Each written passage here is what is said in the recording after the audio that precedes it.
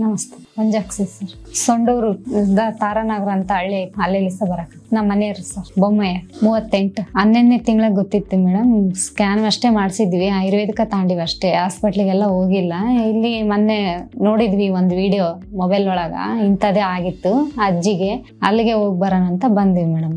ಟೆಸ್ಟಿಗೆ ಇದು ಹಲ್ಲು ನೋವು ಅಂತ ಹೋಗಿದ್ರಿ ಮೇಡಮ್. ಅವ್ರು ಹಲ್ಲು ನೋವು ಅಂತ ಹೋಗಿದ್ರೆ ಬೆಂಗಳೂರಿಗೆ ರಿಪೋರ್ಟ್ ಕಳಿಸಿದ್ರು, ಅದು ಸ್ಕಿನ್ ಡ್ಯಾಮೇಜ್ ಅಂತ ಬಂದಿತ್ತು. ಹಂಗಾಗಿ ಇದು ಕ್ಯಾನ್ಸರ್ ಡಾಕ್ಟರ್ ಹತ್ರ ಹೋಗ್ರಿ ಅಂತ ಕಳಿಸಿದ್ರು ಮೇಡಮ್. ಹೋಗಿದ್ವಿ, ಅವ್ರು ಹೇಳಿದ್ರು ಮೇಡಮ್ ಆಪರೇಷನ್ ಮಾಡ್ಬೇಕಂದಿದ್ರು. ನಮ್ಮ ಮನೆಯವ್ರ ಆಪರೇಷನ್ ಬೇಡ ನನಗೆ ಅಂತಂದು ಹೇಳಿದ್ರು ಮೇಡಮ್. ನಾನು ಆಯುರ್ವೇದಿಕ ಇಲ್ಲ ಅಲ್ದ್ರು ಇನ್ನೂ ಒಂತೆಲ್ಲ ಆಗ್ಲಿ, ಬರೀ ಆಯುರ್ವೇದಿಕ ಅಂತ ನನಗೆ ಆಪರೇಷನ್ ಬೇಡ ಅಂತ ಹೇಳಿದ್ರು ಮೇಡಮ್. ಪೇಷಂಟ್ ಹೆಸರು ಬೊಮ್ಮಯ್ಯ ಅಂತ, ಏಜ್ 39 ಇಯರ್ಸ್. ಪೇಷಂಟ್ ಗೆ 6 ಮಂತ್ಸ್ ಬ್ಯಾಕ್ ಹಲ್ಲು ನೋವು ಬರ್ತಿತ್ತು. ಡೆಂಟಿಸ್ಟ್ ಹತ್ರ ಹೋಗಿ ವಿಸಿಟ್ ಮಾಡಿದಾಗ ಅಲ್ಲೊಂದು ಅಲ್ಸರ್ ಆಗಿತ್ತು ಅಂತ ಅದನ್ನ ಬಯಾಪ್ಸಿಗೆ ಕಳಿಸಿದ್ರು. ಬಯಾಪ್ಸಿಯಲ್ಲಿ ಕ್ಯಾನ್ಸರ್ ಅಂತ ಡಯಾಗ್ನೋಸ್ ಆಯ್ತು. ಅಲ್ಲಿಂದ ಪೇಷಂಟ್ ನ ಸರ್ಜರಿಗೆ ರೆಫರ್ ಮಾಡಿದ್ರು. ಸೊ ಪೇಷಂಟ್ ಸರ್ಜರಿಗೆ ವಿಲ್ಲಿಂಗ್ ಇರ್ಲಿಲ್ಲ ಅಂಡ್ ಏನಾಗುತ್ತೋ ಅಂತ ಭಯ ಪಡ್ಕೊಂಡು ಅವ್ರ ಸರ್ಜರಿ ಬೇಡ ಅಂತ ಡಿಸೈಡ್ ಮಾಡಿ ಫೋಕ್ಲೋರ್ ಮೆಡಿಸಿನ್ ತಗೊಂತಿದ್ರು. ಅಲ್ಲಿ ಅಷ್ಟು ಸ್ಯಾಟಿಸ್ಫ್ಯಾಕ್ಟರಿ ಇಂಪ್ರೂವ್ಮೆಂಟ್ ಸಿಕ್ಕಿಲ್ಲ. ಅದರಿಂದ ಪೇಷಂಟ್ ಯೂಟ್ಯೂಬ್ ಅಲ್ಲಿ ನೋಡಿದಾಗ ನಮ್ಮ ಹಾಸ್ಪಿಟ್ಲಿನ ಒಂದು ಪೇಷಂಟ್ ಓರಲ್ ಕ್ಯಾನ್ಸರ್ ಪೇಷಂಟ್ ಚೆನ್ನಾಗಿ ರಿಕವರಿ ಆಗಿದ್ದ ವಿಡಿಯೋ ನೋಡಿದ್ದಾರೆ. ಆ ಒಂದು ಭರವಸೆಯಿಂದ ನಮ್ಮ ಹಾಸ್ಪಿಟ್ಲಿಗೆ ಬಂದು ವಿಸಿಟ್ ಮಾಡಿ ಕನ್ಸಲ್ಟ್ ಮಾಡಿದ್ದಾರೆ. ಇಲ್ಲ ಮೇಡಮ್, ಏನಿಲ್ಲ, ಹಲ್ಲು ನೋವಿಲಿಂದಾನೇ ಆ ತರ ಉಳ್ಕಲ್ಲಿತ್ತ, ಗುಟ್ಗ ತಿಂತಿದ್ರು, ಗುಟ್ಗದಿಂದ ಬಂದತ್ತಂತ ಹೇಳಿದ್ರು ಡಾಕ್ಟರ್.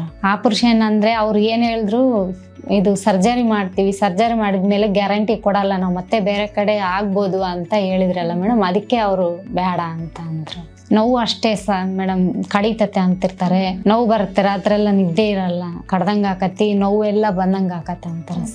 ಅದ ಒಂದೇ ತಿಂತಿದ್ರು. ಇನ್ನ ತೋರ್ಸ್ಕೊಂಬರಕ್ಕೂ ಮುಂಚಾಗೇನೆ ಒಂದ್ 3 ತಿಂಗಳು ಅವಾಗೆ ಬಿಟ್ಟಿದ್ರು ಮೇಡಮ್. ಆಮೇಲೆ ಡಾಕ್ಟರ್ ಹತ್ರ ಹೋದ್ಮೇಲೆ ಆದ್ರೂ ಹಿಂಗ್ ಹೇಳಿದ್ರೆ ಅವ್ರು ಅವಾಗೆ ಮುಂಚೆಗೆ ಬಿಟ್ಟಿದ್ರು. ಡಾಕ್ಟರ್ ತಾವ ಹೋಗಕ್ಕೆ ಮುಂಚೆಗೆ ಬಿಟ್ಟಿದ್ರು. ಅವ್ರು ನುಂಗಕ್ಕೇನ್ ಕಷ್ಟ ಇಲ್ಲ ಮೇಡಮ್, ಊಟ ಮಾಡ್ತಾರ, ರೊಟ್ಟಿ, ಮುದ್ದೆ, ಸಾರು ಎಲ್ಲ ಊಟ ಮಾಡ್ತಾರೆ. ಉರುಪ ಜಾಸ್ತಿ ಬರುತ್ತೆ ಬಾಯಿ ಒಳಗೆಲ್ಲ, ನೋವು ಅನಿಸುತ್ತೆ, ಬ್ಲಡ್ ಬರ್ತೈತೆ ಅಲ್ಲಿ ತಿಕ್ಕಿದ್ರೆ. ಈ ಕಡೆ ಎಲ್ಲ ಒಂದ್ ಸ್ವಲ್ಪ ಗಾಯ ಐತೆ ಮೇಡಮ್ ಒಳಗಡೆ. ಪೇಷಂಟ್ ಗೆ ಲೆಫ್ಟ್ ಸೈಡ್ ಚೀಕ್ ಅದ್ರ ತುಂಬಾ ಸ್ವೆಲ್ಲಿಂಗ್ ಇತ್ತು ಅಂಡ್ ಅಲ್ಸರ್ ಕೂಡ ಆಗಿತ್ತು, ಅಂದ್ರೆ ಗಾಯ ಆಗಿತ್ತು. ಅಲ್ಲಿಂದ ಸ್ವಲ್ಪ ಡಿಸ್ಚಾರ್ಜ್ ಬರ್ತಿತ್ತು. ಬಾಯಿ ಓಪನ್ ಮಾಡಕ್ ಆಗ್ತಿರ್ಲಿಲ್ಲ ಅಂಡ್ ಊಟ ಮಾಡೋ ಟೈಮಲ್ಲಿ ತುಂಬಾ ಪೇನ್ ಆಗ್ತಿತ್ತು. ಸ್ವಲ್ಪ ಖಾರ ಬಿದ್ರೂ ಅವ್ರಿಗೆ ತಡ್ಕೊಳಕ್ ಆಗ್ತಿರ್ಲಿಲ್ಲ, ತುಂಬಾ ಪೇನ್ ಬರ್ತಿತ್ತು. ಬ್ರಷ್ ಮಾಡಿದಾಗ ಬ್ಲೀಡಿಂಗ್ ಆಗ್ತಿತ್ತು. ಸೊ ಈ ತರ ಕಂಡೀಷನ್ಸ್ ಅವ್ರಿಗೆ ಪ್ರೆಸೆಂಟ್ ಇದೆ. ಯೂಶಲಿ ಓರಲ್ ಕ್ಯಾನ್ಸರ್ ಬಂದು ಗುಟ್ಕಾ ಇಲ್ಲ ತಂಬಾಕು ಇಲ್ಲ ಎಲೆ ಅಡಿಕೆ ತುಂಬಾ ಹೊತ್ತು ಬಾಯಲ್ಲಿ ಇಟ್ಕೊಂಡಾಗ ಓರಲ್ ಕ್ಯಾನ್ಸರ್ಸ್ ಆಗುವಂತ ಸಾಧ್ಯತೆ ಜಾಸ್ತಿ ಇರುತ್ತೆ. ಅಂದ್ರೆ ಇನಿಷಿಯಲಿ ಅಲ್ಸರ್ ಆಗುತ್ತೆ, ಅದನ್ನ ನೆಗ್ಲೆಕ್ಟ್ ಮಾಡಿದಾಗ ಅದು ಕ್ಯಾನ್ಸರ್ ಆಗಿ ಕನ್ವರ್ಟ್ ಆಗುತ್ತೆ. Usually smoking patients, gutka patients ಗೆ ತುಂಬಾ ಓರಲ್ ಕ್ಯಾನ್ಸರ್ ಆಗೋ